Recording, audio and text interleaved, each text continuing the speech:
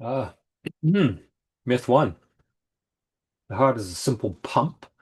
Therefore, you expect heart failure to be obvious. It feels intuitive. Pumps push fluid through pipes. The heart pushes blood through vessels. End of story. Except it's not the end of the story, and treating the heart like a simple pump has consequences. When you think of the heart as a simple pump, you expect sudden drops in blood pressure. You expect dramatic changes in heart rate.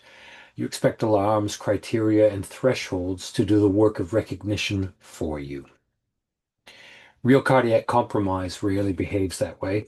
Mechanical pumps behave predictably. You apply power and they generate output. They don't adapt. They don't remodel themselves. They don't respond to stress by changing shape, thickness, or timing.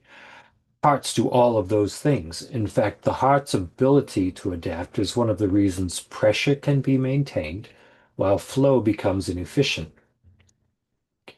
People can live for years with significant cardiac disease before they collapse. The body works extraordinarily hard to preserve blood flow to the brain and to the heart itself. A body will sacrifice skin, kidneys, gut, and peripheral tissues long before it allows central perfusion to fail. That prioritization is adaptive and it's critical to your learning. Central perfusion keeps people alive and it also hides early danger. Numbers can look acceptable while tissues quietly struggle. The heart is not a simple pump. Myth two, if the numbers are within normal limits, the heart is coping. This trains you to rely on measurable thresholds over understanding systems.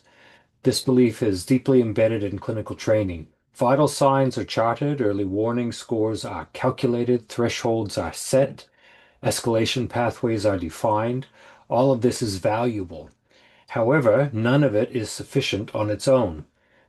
Numbers are snapshots. They capture a moment, not a trajectory. Your patient likely has decades of history by the time you see them coping with normal limits. Blood pressure tells you about pressure at a particular point in time. It doesn't tell you how hard the heart is working to maintain that pressure. It doesn't tell you whether blood is being distributed effectively. It doesn't tell you which tissues are being underperfused to protect higher priorities. Oxygen saturation tells you how much oxygen is bound to hemoglobin. It doesn't tell you whether oxygen delivery matches metabolic demand. It doesn't tell you whether tissues are extracting oxygen effectively or whether perfusion is uneven. Heart rate tells you how often the heart is beating. It doesn't tell you how effective each beat is. Again, these numbers matter, but they're fragments of reality, so you must reject the myth which equates within normal limits with safe or with let's just keep an eye on it. In fact, that phrase should make you pause. Watching without understanding what you are watching for is not vigilance, it's delay. Don't let normal measurements distract you from the heart's health status. Before moving to the third myth, the first two myths, obvious signs of heart failure and within normal limits, have a common element I want to address: compensation. When forward blood flow begins to falter, the body doesn't immediately surrender, it compensates. Heart rate increases, blood vessels constrict, hormonal systems activate to retain fluid and increase circulating volume. Blood is redistributed away from less immediately vital tissues. These compensations are powerful. They can preserve blood pressure and consciousness for a surprisingly long time. They're also metabolically expensive and, in the end, unsustainable.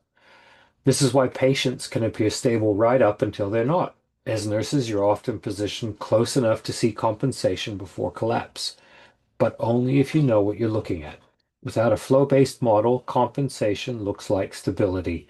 With a flow-based model, compensation looks like strain. Here's a student's internal conflict. Your very own compensation. Something feels off. The patient looks pale, clammy, unusually fatigued, restless, or short of breath. But the numbers don't yet justify concern. Without a way to articulate what you're seeing, that discomfort is often dismissed. This is intuition colliding with incomplete teachings. which takes us to myth three. Cardiac problems are sudden events. This excuses you from actively protecting your patients. Sudden events are comforting. If deterioration is sudden, then no one missed anything. It suggests that collapse was unpredictable, unavoidable, and therefore not anyone's responsibility. Meanwhile, back on Earth, cardiac deterioration is the endpoint of long processes. Chronic pressure, metabolic overload, structural adaptation, years of compensation layered on top of one another. The final event looks dramatic because it's visible. The strain that led to the deterioration, often invisible for years. Understanding and rejecting this myth changes how you practice. When you believe heart problems are sudden, you will focus on crisis response.